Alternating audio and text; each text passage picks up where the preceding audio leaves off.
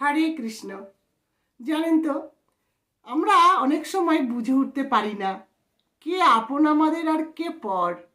কারণ এই দুনিয়াটা এখন পুরোটাই স্বার্থময় হয়ে গেছে। তাই আপনার কে আপন কে পর শুনুন। যখন আপনার সময় ভালো হবে তখন সবাই আপন, আর যখন আপনার সময় খারাপ হবে তখন আপনজনেরাও পর হয়ে যাবে।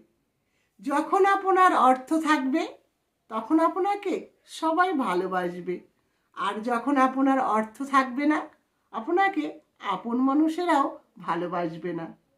আর তখনই বুঝতে পারবেন এই পৃথিবীটা কতটা ভয়ঙ্কর আর আপন মানুষেরা কতটা নিষ্ঠুর। কারণ মানুষ যখন বিপদে পড়ে তখনই এটা বুঝতে পারবে। বিপদে না পড়লে আমরা মানুষের আসল রূপ আসল পরিচয় কিছুই জানতে পারি না। মানুষ কি করছে?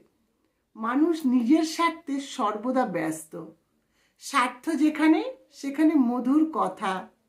কিছু সরল মানুষ বুঝে উঠতে পারবে না যে সেই মানুষটা ভালো না খারাপ।